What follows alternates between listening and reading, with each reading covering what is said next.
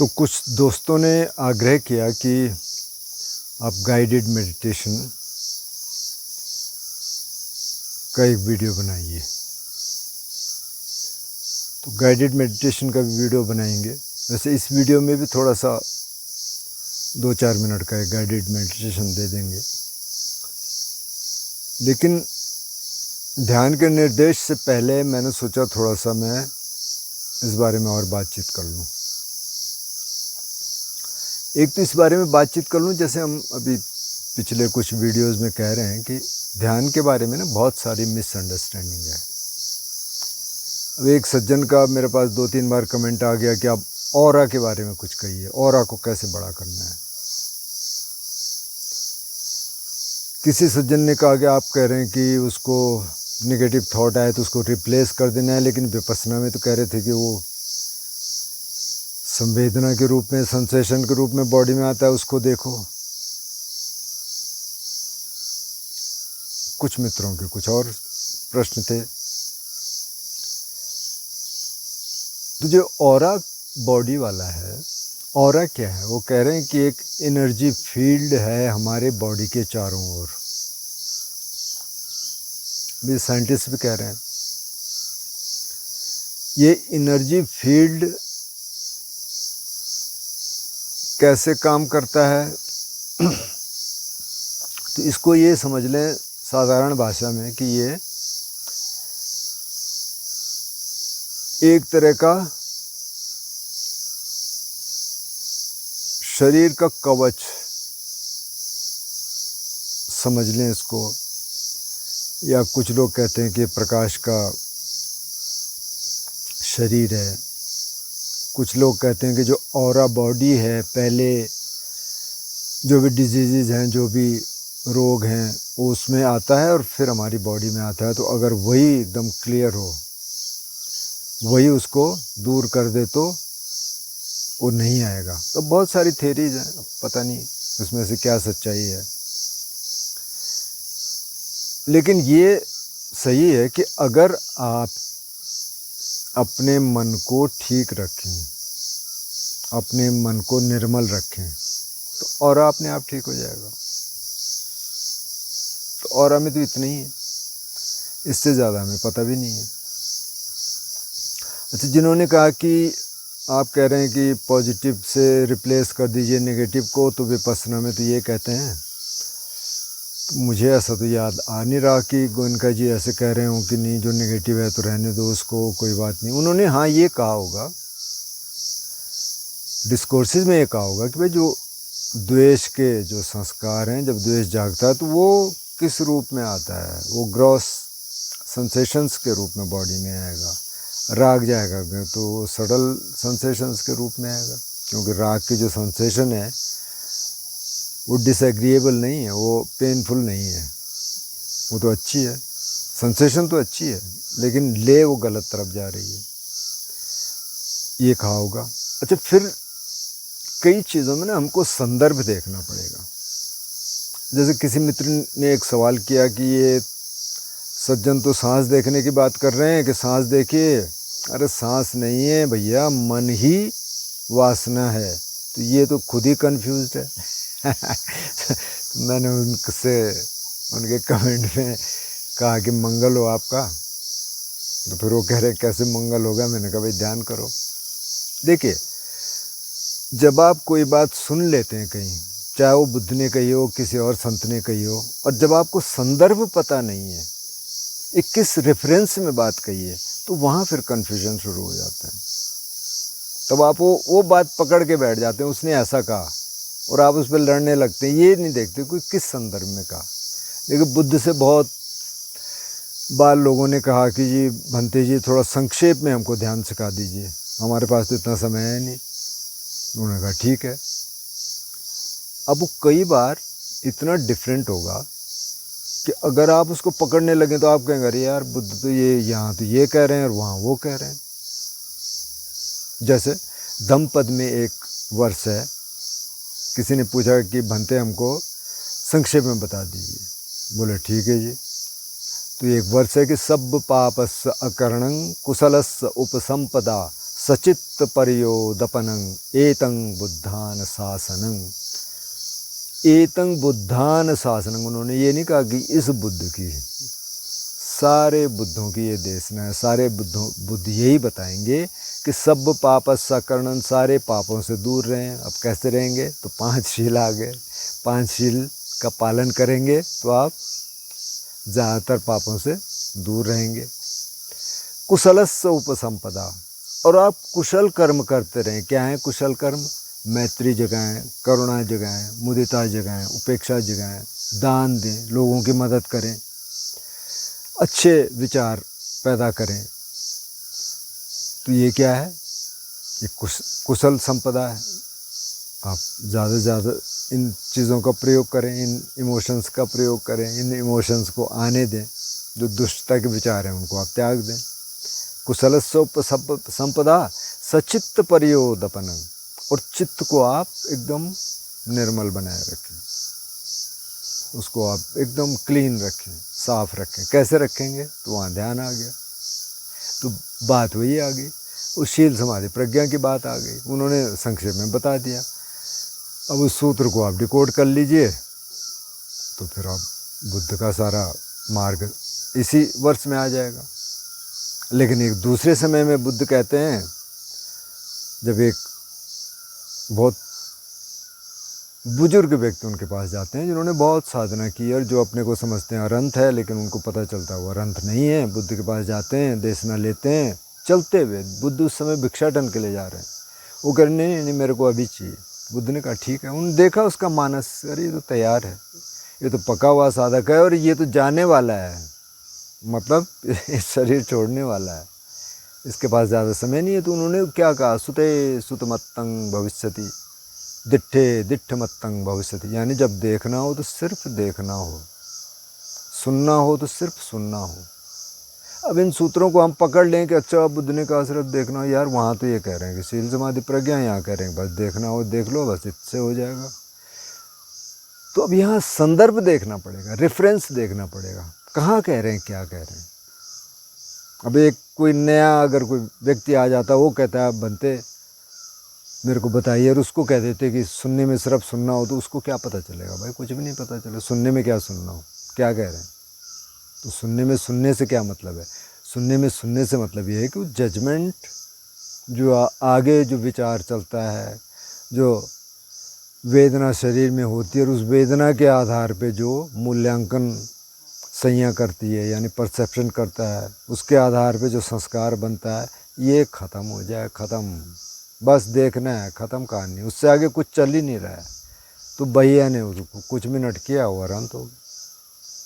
अब हम पकड़ लें उसको कि दिट्ठे दिट्ठमत्तं भविष्यति, देखने में बस हमको देखना है, आगे का हमको कुछ पता नहीं है। तो उसके लिए कागज जो एकदम पका हुआ साधक है, हर एक के लिए थोड़ी कहेंगे। तो इसलिए संदर्भ को समझना बहुत ज़रूरी। किस संदर्भ में बुद्ध क्या कह रहे हैं, कब कह रहे हैं, किसको कह रहे हैं, वो साधक कहाँ खड़ा है, उससे पहले उसने क्या काम किया। अब हम किसी को भी कह दें कि हाँ जी सीधे विचारों को देखना शुरू कर दें, तो है कि बस की तो बात नहीं। तो जो ये कह रहे हैं कि बुद्ध ने कहाँ कहा, अब देखिए जो कायानुपස්සना है, यानी कि जिसमें ब्रेथ मेडिटेशन भी है, जिसमें आनापानसति यानी आते हुए सांस की जानकारी, जाते हुए सांस की जानकारी, वो है। उसके अलावा कुछ और मेडिटेशंस हैं, जिससे वॉकिंग मेडिटेशन भी बना। जैसे हम अशुभ संज्ञा की बात कर रहे थे, अशुभ ध्यान की बात कर रहे थे, कि जो शरीर में जो शुभ नहीं है, यानी कि जो बहुत ब्यूटीफुल नहीं है, अनअट्रैक्टिव है, उसका ध्यान करना, ताकि काम वासना थोड़ा कम हो जाए, थोड़ा उस समय तो कम से कम हट जाए। तो यहाँ क्या कह रहे हैं, कायानुपස්සना में बुद्ध क्या कह रहे हैं कि विनय्य लोके अभिज्ञादो मनस्सं, और उससे पहले कह रहे हैं कि अरण्यगतो वा रुक्षमूलगतो वा शून्यागारगतो, या तो जंगल में जाता है, ये वृक्ष के नीचे बैठता है, ये किसी कमरे में बैठता है, एम्प्टी हट में, और ऐसे बैठता पालथी मार के। पालती मार के बैठना भी ज़रूरी नहीं है, कोई नहीं भी बैठ सकते तो कुर्सी पे बैठ सकते हैं, पर उस ज़माने में ज़्यादातर लोग पालती मार के बैठते थे। और फिर कहते हैं कि विनय ये लोग अभिज्ञा दो, मन संग राग और द्वेष को पहले दूर कर लो, उसके बाद सांस पे ध्यान ले जाओ। जब चित्तानुपස්සना की बात कर रहे हैं, यानी कि सीधे विचारों को देखना, या मन में जो भी धर्म जागता है, धर्म का मतलब मन में जो भी इमोशन जाग रहा है उसको देखता है, तो क्या कहा, ऐसे कुछ नहीं कहा कि आप बैठ जाओ वहाँ जाके जंगल में चले जाओ, कुछ नहीं, कोई बैकग्राउंड नहीं, सीधे सराग चित्तं वा सराग चित्तंति पजानाति, वीतराग चित्तं वा वीतरागं चित्तंति पजानाति, सदोष चित्तं वा सदोष चित्तंति पजानाति, वीत मोह चित्तं वा वीत मोह चित्तंति पजानाति इत्यादि। क्या कह रहे हैं, तो यहाँ क्या कह रहे हैं कि अगर चित्त में राग जागता है तो उसको देखता है, चित्त में दोष जागता है, मन में दोष आता है, किसी के प्रति बैर की भावना आती है तो उसको देखता है। और अब राग चला गया, नहीं है राग, तो उसको देखता है, द्वेष नहीं है तो उसको देखता है। इसी तरह मोह जागता है तो उसको देखता है, मोह नहीं है तो उसको देखता है। अब कैसे देखेगा, अगर शुरू में किसी को कह दें और किसी ने सुन लिया कि बुद्धि ये कह रहे हैं, यार तुम तो कह रहे हो कि पहले से उसको हटा दो, तो भाई रेफरेंस देखिए, संदर्भ देखिए, कहाँ कह रहे हैं। अभी चित्तानुपස්සना कौन करेगा, अब सीधे कोई आया और उसको कहे आप चित्तानुपස්සना कर लो जी, सीधे विचार देख लो, नहीं देख पाएगा भाई, उसके लिए तैयारी चाहिए। तो ये सारी तैयारी है, तैयारी बुद्ध करवा रहे हैं शुरू से। पहले तो कह रहे हैं शील पालन करो, कुछ तैयारी तो वहाँ से हो गई, क्यों माइंडफुल हो गए आप, बिना माइंडफुलनेस के तो आप शील का पालन कर नहीं सकते, तो कुछ माइंडफुलनेस तो वहाँ से आ गई। फिर वो कह रहे हैं कि आप पहले सांस पे ध्यान लगाइए, वेदनाओं को देखिए, संवेदनाओं को देखिए शरीर पे, उसके बाद की बात है चित्तानुपස්සना। अब क्या कह रहे हैं, उसके बाद है धम्मानुपස්සना। अब चित्तानुपස්සना धम्मानुपස්සना को आप एक ही कर लें माना, तो क्या कह रहे हैं कि सराग चित्तं वा सराग चित्तंति पजानाति। अब यहाँ जब राग को आपने देखना शुरू कर दिया तो सती तो है, माइंडफुलनेस है, बिना माइंडफुलनेस के तो ये मार्ग ही नहीं है, सारा मार्ग ही माइंडफुलनेस का है, उसके बगैर तो कुछ भी नहीं होगा, मतलब दैनिक जीवन में भी कुछ नहीं होगा। अब आप चल रहे हैं, फिर रहे हैं, खा रहे हैं, कुछ देख रहे हैं, तो बिना माइंडफुल हो गए तो देख नहीं सकते। अब ये माइंडफुलनेस कौन सी है, जब आप अंदर की तरफ देखने लग गए, अंतर्मुखी हो गए, वो माइंडफुलनेस की बात कर रहे हैं। तो अब आपने देखने लग गया कि राग जागा, तो अब उसका धम्म विचय भी शुरू हो जाएगा। सती धम्म विचय, जो 7 फैक्टर हैं एनलाइटनमेंट के, 7 बोझंग हैं।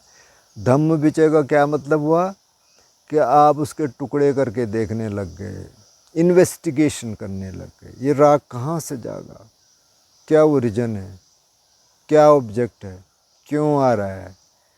तो ये मन उसको टुकड़े टुकड़े करके देखने लग जाएगा। जब टुकड़े टुकड़े करके देखेगा वो ख़त्म हो जाता है, क्योंकि पता चल गया अरे यार इसमें तो कोई सॉलिडिटी है ही नहीं, जिस ऑब्जेक्ट को लेके मैं चल रहा हूँ उसमें तो कुछ है ही नहीं।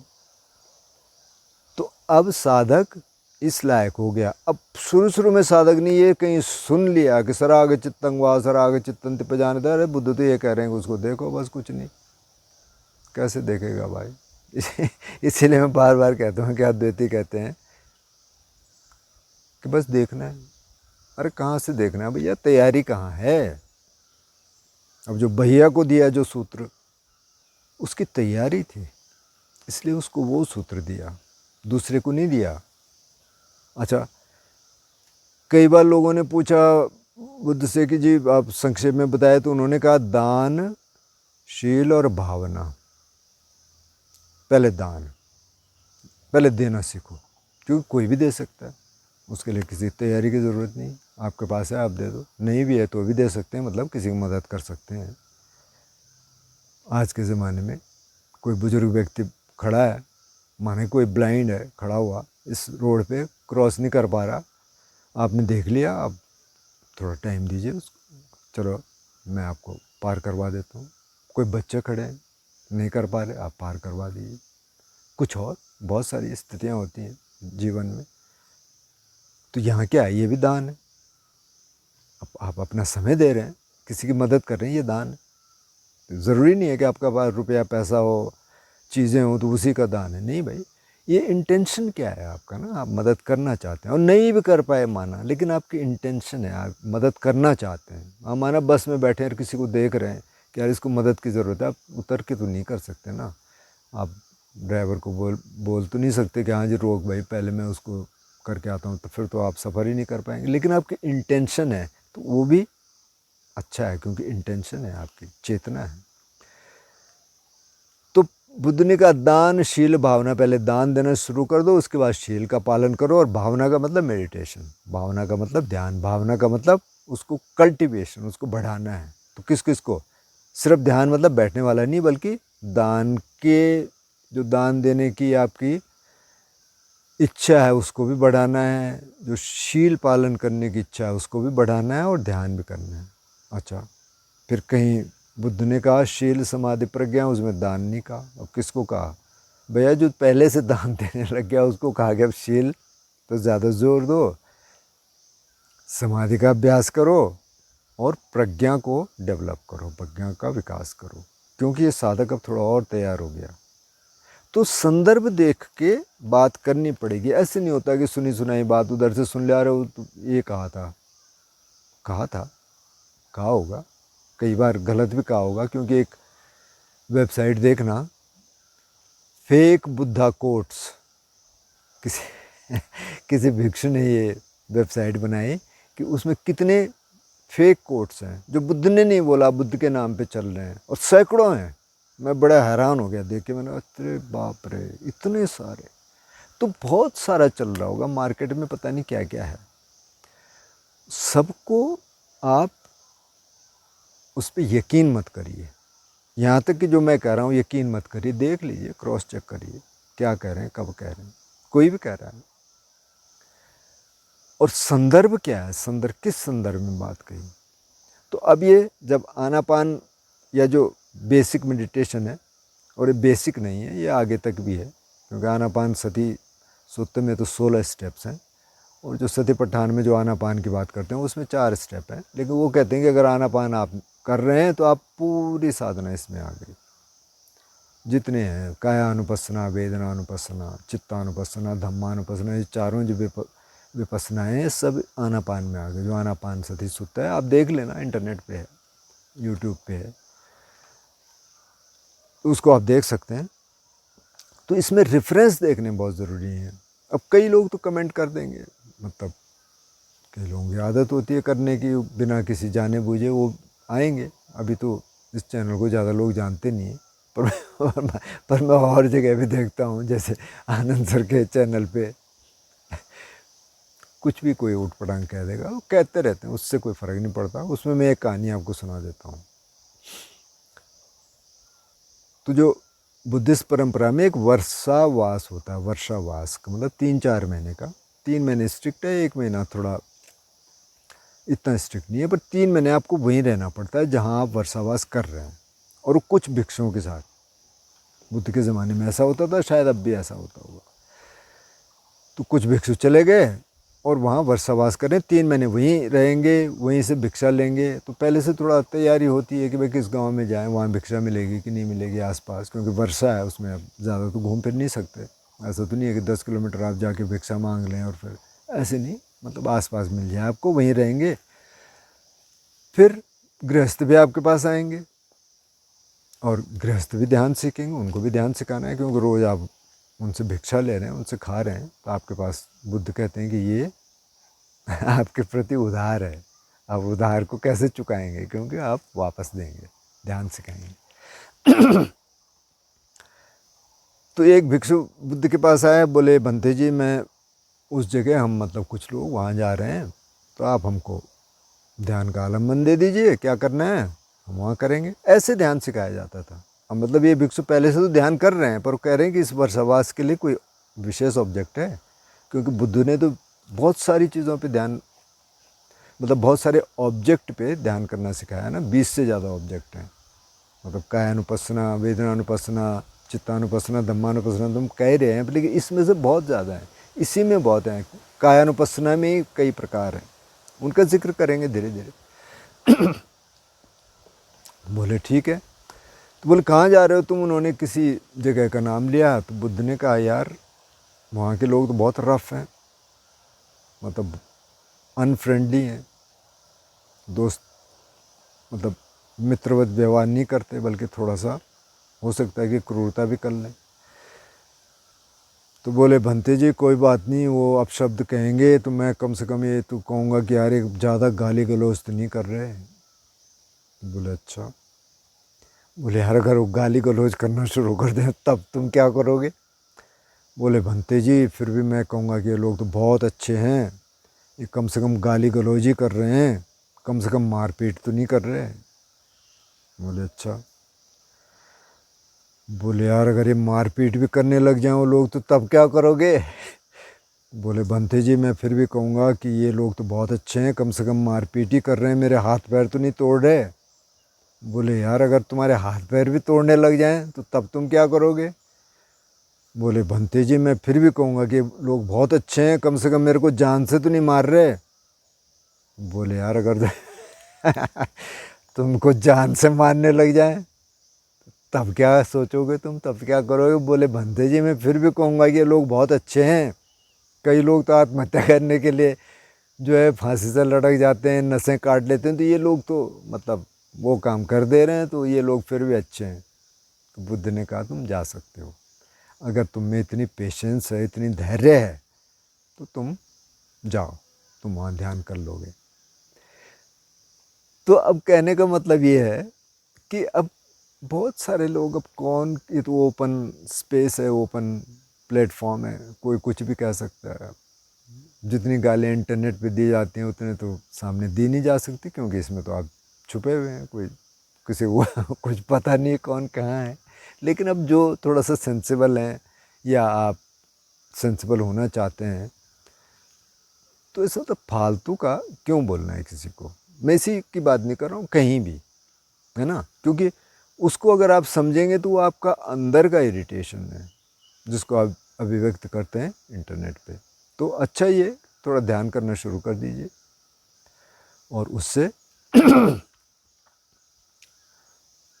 थोड़ा मन ठीक होना शुरू हो जाएगा। फिर पता चलना शुरू हो जाएगा कि यार इरिटेशन कहाँ से आ रही है, इसका मैं क्या करूँ, इसको मैं उंडेलूँ बाहर या इसको थोड़ा देखूँ, इसको थोड़ा दूर करने की कोशिश करूँ। तो एक छोटा सा 5-7 मिनट का जितना भी होगा, हम एक गाइडेड मेडिटेशन कर लेते हैं। जो लोग काफ़ी समय से कह रहे हैं, तो ये सिर्फ एक छोटा सा है, फिर एक बाद में एक थोड़ा एक बड़ा डाल देंगे या और भी डालेंगे। सतिपट्ठान पे भी बात करेंगे, बुद्ध ने क्या क्या ध्यान विधियाँ सिखाई धीरे धीरे। लेकिन बहुत आतुरता में कुछ होता नहीं है। पहले तो जो लोग करना चाहते हैं वो पहले इतना शुरू कर दें और कम से कम 20 मिनट बैठ जाएं। ये तो 3-4-5 मिनट की इंस्ट्रक्शंस होंगी, पर यही इंस्ट्रक्शन है, 20 मिनट तक, 30 मिनट तक, 1 घंटा, जो भी आप करना चाहें वही करना है। तो आप आराम से बैठ जाइए। अगर आप ये कहीं चलते फिरते सुन रहे हैं, माना हो सकता है आप कार में बैठ के सुन रहे हो, तो तब तो ना करें इसको, क्योंकि आपको कार चलानी है। लेकिन घर में बैठे हैं आप, सोफे पे बैठे हैं, कोई दिक्कत नहीं, सोफे बैठ जाइए। आप पालथी मार के बैठना चाहें तो पालथी मार के बैठ जाइए। जिस भी आसन में आप देर तक बैठ सकते हैं। कमर, पीठ, गर्दन आप सीधी रख लें, लेकिन बहुत तन के नहीं, मतलब एकदम टेंस नहीं करना उसको, रिलैक्स्ड है। कंधे आप रिलैक्स कर दीजिए, थोड़ा कई बार ऐसे हिला के बॉडी को आप देख लीजिए। ऐसे कई बार यहाँ टेंशन रहती है नेक में, वो देख लीजिए, उसको थोड़ा रिलैक्स कर दिए, थोड़ा हिला के। अब आपने रिलैक्स कर दिया, अब आप फिर से एक बार देख लीजिए बॉडी को। तो मैं अक्सर क्या करता हूँ कि इसके 3 हिस्से कर लेता हूँ। एक तो गर्दन से ऊपर का, जो चेहरे का हिस्सा है, सिर का हिस्सा है, सिर के पीछे का हिस्सा है, कान है, आँख है, चेहरे की मसल्स हैं। तो यहाँ देख लीजिए क्या हो रहा है। देखना मतलब आप वहाँ ध्यान ले जाइए, अपना अटेंशन ले जाइए और महसूस करिए कैसा महसूस हो रहा है। भारीपन है, कोई प्रेशर है,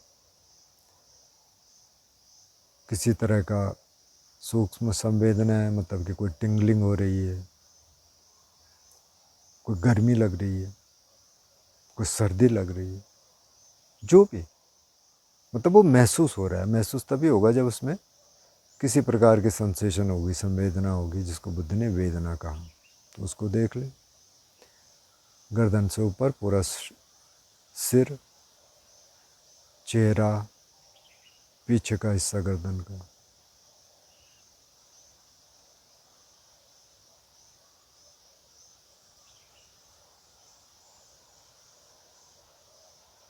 अब आपने इतना देख लिया, तो अब गर्दन से लेके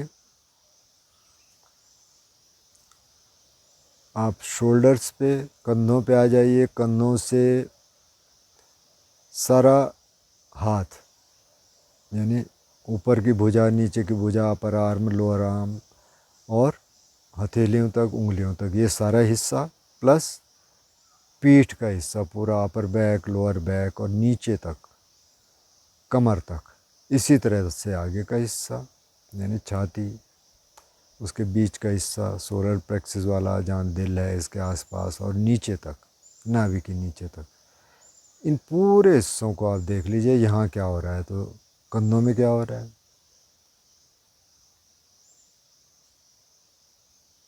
कभी प्रेशर महसूस होता है, थोड़ा दबाव, भारीपन, कभी कोई खुजली भी हो सकती है, कहीं थोड़ा गर्मी का एहसास भी हो सकता है, सर्दी का एहसास भी हो सकता है, कुछ और भी हो सकता है। जो भी अनुभूति है उसी को संवेदना का, उसी को वेदना का बुद्ध ने। तो इसमें पूरे हिस्से में देख लीजिए क्या हो रहा है, अपर बैक पे, लोअर बैक पे, बीच में।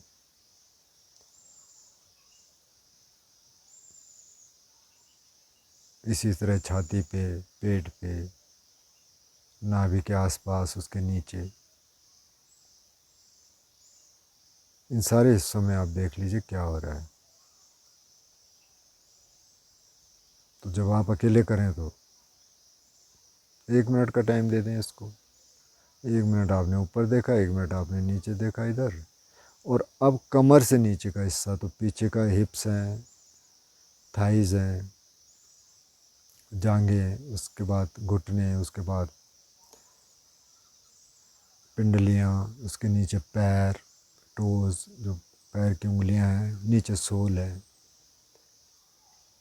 इस सारा हिस्सा आप देख लीजिए। और आप बैठे हैं तो इसको आप ज़्यादा महसूस कर सकते हैं, क्योंकि अगर आप कुशन पे पालथी मार के बैठे हैं तो निचला हिस्सा आपका टिका हुआ है पूरा कुशन से, तो वो सेंसेशन तो है ही है, वो दबाव महसूस हो रहा होगा, उसको महसूस करिए।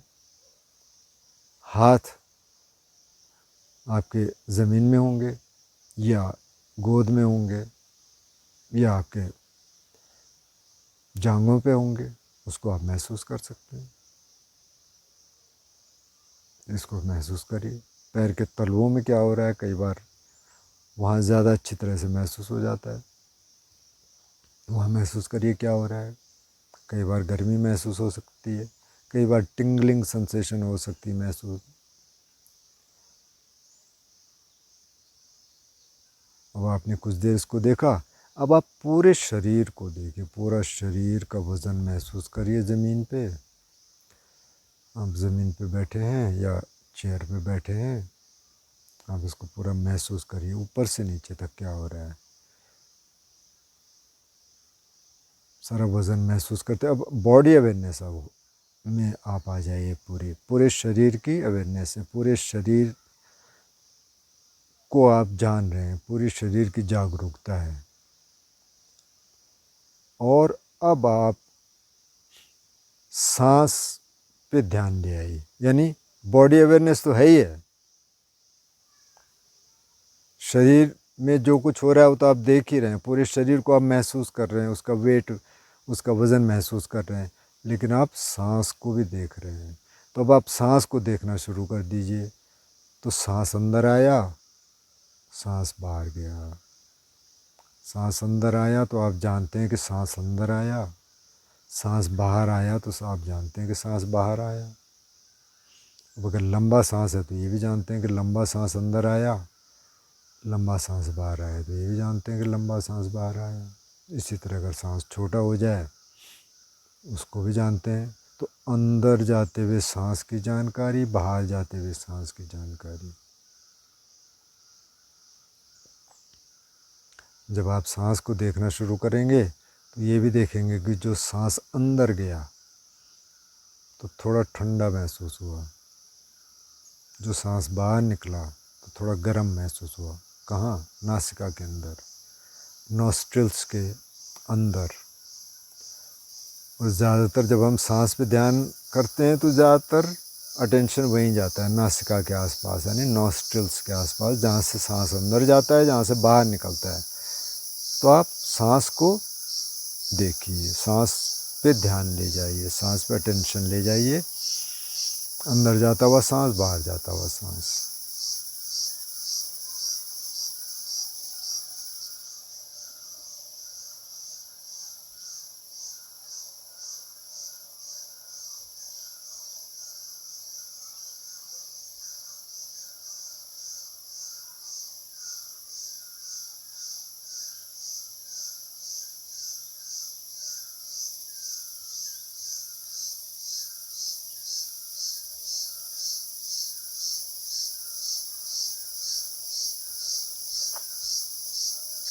अब जब आप सांस देखने लगेंगे, अभी आप महसूस कर रहे होंगे, जो लोग सीरियसली कर रहे होंगे, तो 2-4 सांस देखने के बाद मन कहीं और चला जाता है।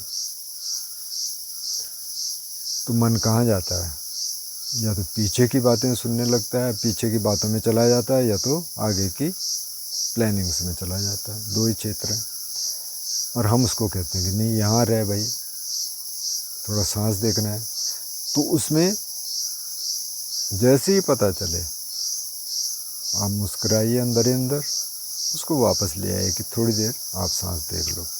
ये फिर से होगा, again and again and again, ये सिलसिला चलता है। आप उसको वापस ले आइए। तो कभी 2-4 सांस में चला जाएगा, कभी हो सकता है 5, 7, 8, 10 सांसें देख ले, कोई दिक्कत नहीं। ये सिलसिला चलता रहेगा, आप उसको वापस लाते रहिए। एक तो ये चीज़ होगी। दूसरा ये होगा कि शरीर में, अब आप जो तो साधक हैं तो उनको तो आदत है बैठने की, वो तो बैठ सकते हैं 20, 30, 40, 50, 1 घंटे। लेकिन जो साधक नहीं है तो उनको थोड़ा दिक्कत होगी। तो 5, 7, 8, 10 मिनट तो कम से कम बैठ जाइए स्टिल होके, है ना। क्योंकि 5, 10, 8, 10 मिनट में कुछ होने वाला नहीं, कोई टांग नहीं टूटने वाली, कुछ नहीं होने वाला। तो अगर बहुत दर्द है, अगर आपको महसूस हो रहा है काफ़ी दर्द, तो आप वहाँ अटेंशन ले जाइए, थोड़ी देर उसको देख लीजिए, 5, 7 सेकंड, 10, 20 सेकंड, थोड़ा एनालाइज करिए क्या है यहाँ, ये दर्द का सेंटर कहाँ है, कहाँ से हो रहा है। क्या इतना ज़्यादा है कि मेरे को पोस्चर चेंज करने की ज़रूरत है, मेरे को आसन बदलने की ज़रूरत है? देखिए, अगर नहीं है तो आप ठीक है, दर्द है, उसके बाद फिर से सांस पे आ जाइए और फिर से शरीर की अवेयरनेस तो है ही, शरीर की जागरूकता है। तो 2 ऑब्जेक्ट आपके पास हैं, एक तो सांस है, एक बॉडी अवेयरनेस है।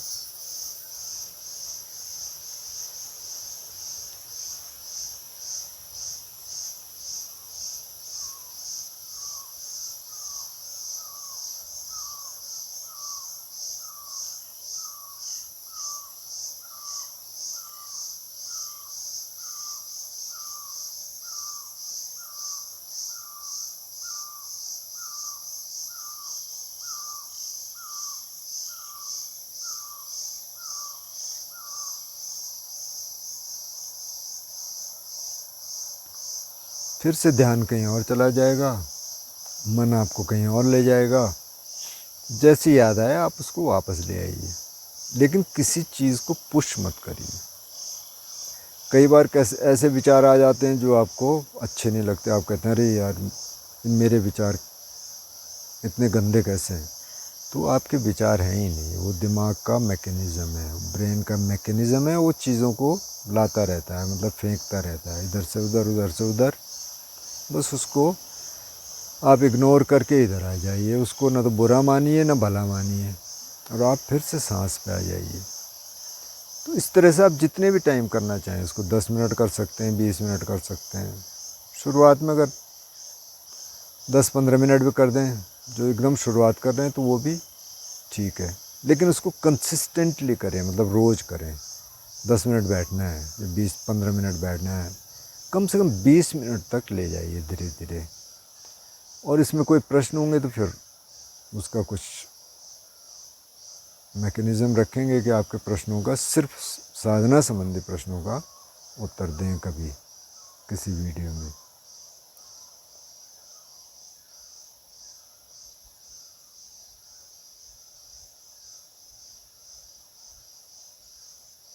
तो पूरे शरीर की जागरूकता है और सांस की जागरूकता है। सांस पे आपका ध्यान है, अंदर जाते हुए सांस, बाहर जाते हुए सांस।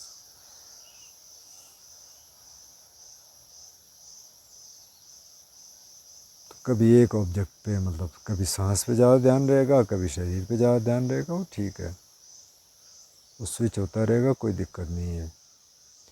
मन भागेगा बार बार, उसको वापस लाना है बस।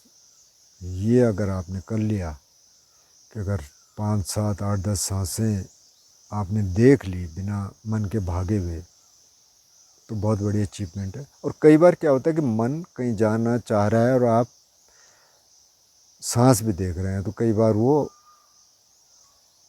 अपने आप डाइल्यूट हो जाता है, थॉट अपने आप चला जाता है, उसको मतलब खींचने की ज़रूरत नहीं पड़ती मन को, वो भी होगा बीच बीच में। तो फ़िलहाल के लिए ये है कि आप बैठे हैं, शरीर की जानकारी है और सांस की जानकारी है, बस यही करना है।